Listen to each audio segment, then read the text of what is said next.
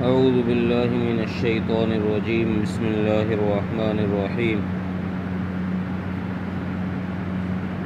يسألك أهل الكتاب أن تنزل عليهم كتابا من السماء فقد سألوا موسى أكبر من ذلك فقالوا أرنا الله جهرة فأخذتهم الصاعقة بظلمهم ثم اتخذوا العجل من بعد ما جاءتهم البينات فعفونا عن ذلك وآتينا موسى سلطانا مبينا ورفعنا فوقهم الطور بميثاقهم وقلنا لهم ادخلوا الباب سجدا وقلنا لهم لا تعدوا في السبت وأخذنا منهم ميثاقا غليظا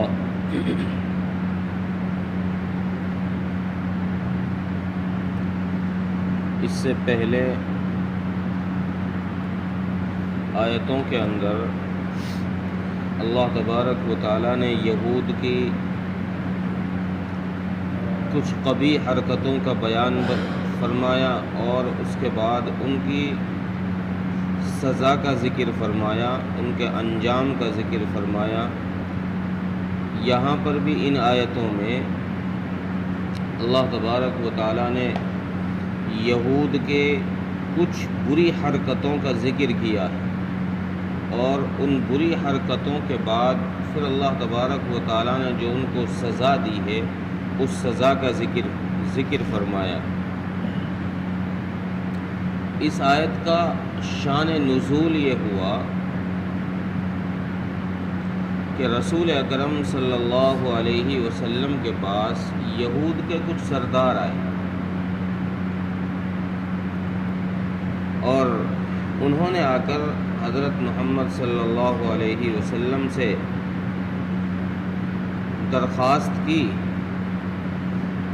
کہ ہم آپ کو نبی اس وقت مانیں گے جب آپ ہمارے پاس آسمان سے ایسی ہی تختیاں لے کر آؤ جیسی تختیاں حضرت موسیٰ علیہ السلام تورات کی لے کر آئے تھے۔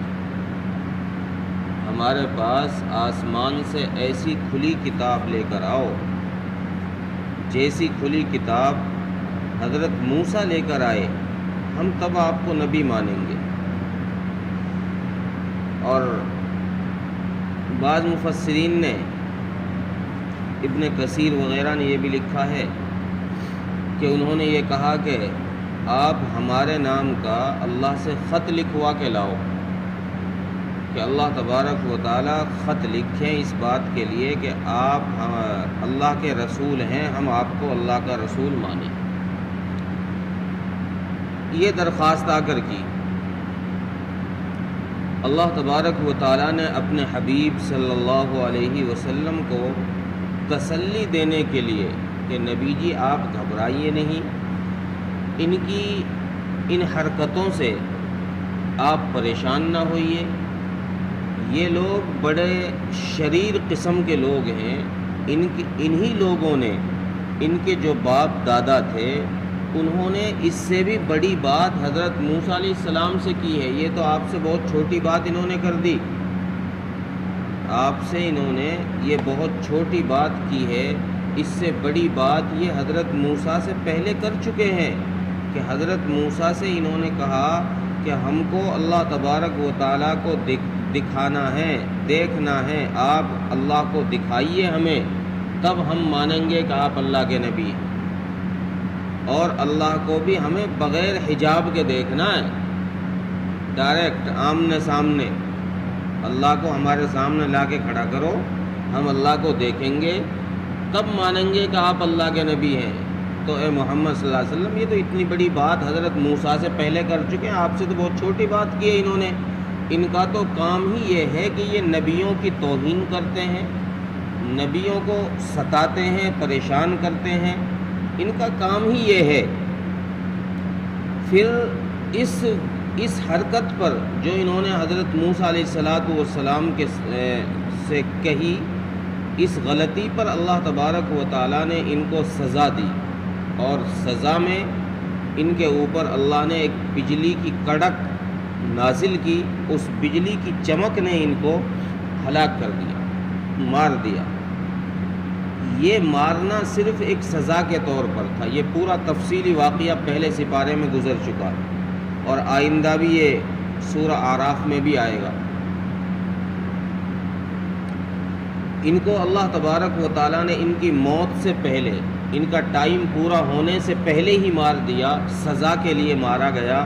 تو ان کو حضرت موسیٰ علیہ السلام کی درخواست پر دوبارہ زندہ کیا گیا. یہ دوبارہ زندہ ہو گئے. اس معجزے کو دیکھنے کے بعد بھی انہوں نے اور بہت سارے معجزات اللہ تبارک و تعالیٰ نے ان کو دکھائے.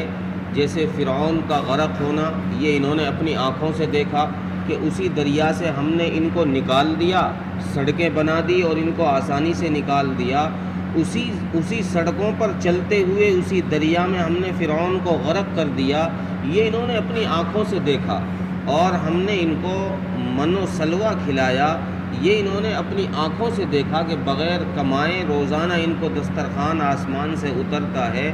اس سب کے باوجود انہوں نے حرکت کیا کی ہے؟ حرکت یہ کی ہے کہ انہوں نے بچڑے کو معبود بنا لیا، بچڑے کی پوجا شروع کر دی.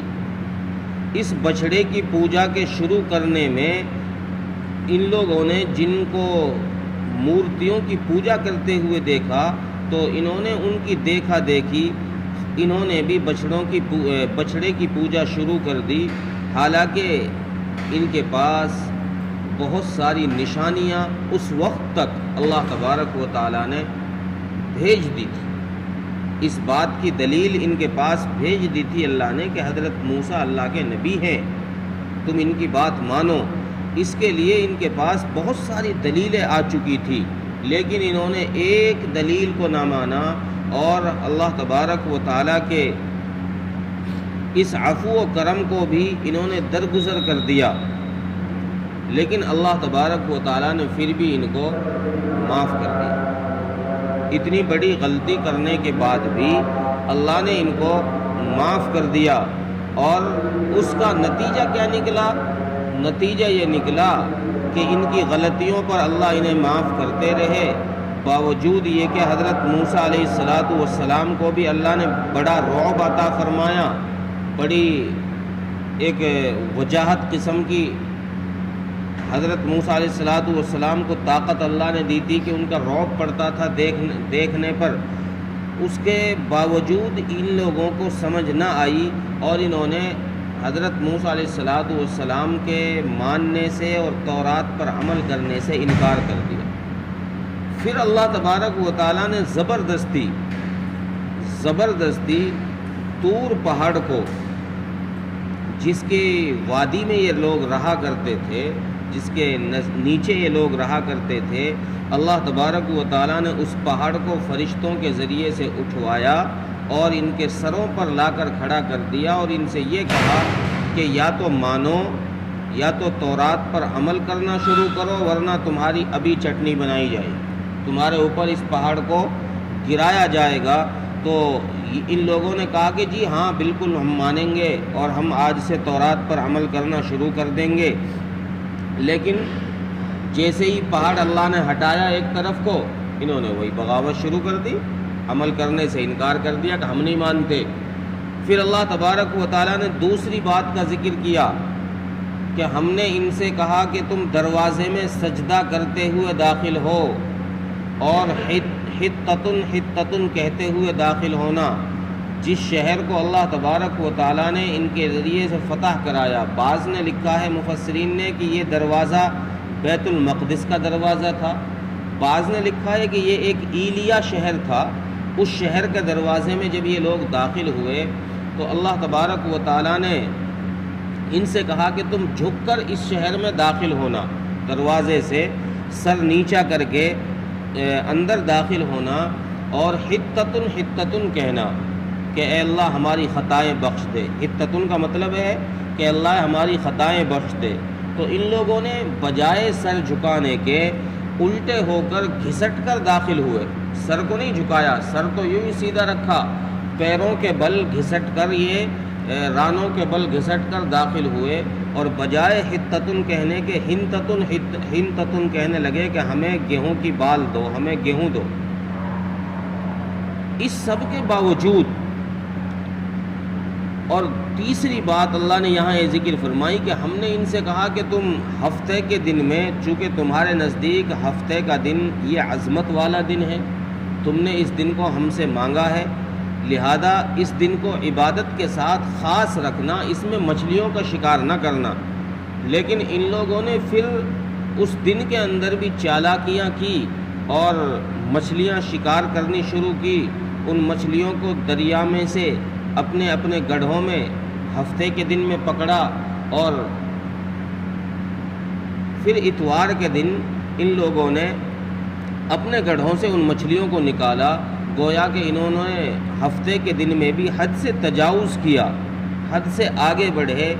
ان سب کے باوجود پھر اللہ تبارک و تعالیٰ نے ان کا حشر یہ کیا کہ ان کو دنیا اور آخرت دونوں میں ذلیل کر دیا۔ جب یہ اپنی حرکتوں سے باز نہ آئے کہ یہ حد سے بڑھتے ہی گئے، اللہ تبارک و تعالیٰ ان کو درگزر کرتا گیا، ان کی غلطیاں معاف کرتا رہا، لیکن یہ اپنی حرکتوں سے باز نہ آئے تو اللہ تبارک و تعالیٰ نے آخر میں ان کا حشر یہ کیا کہ ان کو دنیا میں ذلیل کر دیا، اور آخرت میں ان کو اور زیادہ ذلت اور رسوائی کا سامنا کرنا پڑے گا، آخرت میں اور زیادہ سخت عذاب ان کو جھیلنا پڑے گا۔ اس لیے ان آیتوں کو نازل فرما کر اللہ تبارک و تعالیٰ نے اپنے حبیب حضرت محمد صلی اللہ علیہ وسلم کو اس بات کی تسلی دی کہ نبی جی آپ ان کے سوال سے گھبرائیے نہیں، یہ کوئی عجیب بات نہیں کی ہے آپ کے ساتھ انہوں نے، یہ تو پہلے سے یہ حرکتیں کرتے آئے ہیں، اور یہ حرکتیں ان کے باپ داداؤں نے کی ہے، تو وہ اثر اولاد میں بھی آ رہا ہے، پوتوں میں بھی آ رہا ہے، لہذا یہ بھی یہ حرکتیں کر رہے ہیں، آپ سے ان سے کوئی ایسی تعجب کی بات نہ سمجھیے، اور آپ ان کی باتوں سے گھبرائیے نہیں۔ تو اس تسلی کے لیے اللہ تبارک و تعالیٰ نے یہ آیتیں نازل فرمائی ہیں۔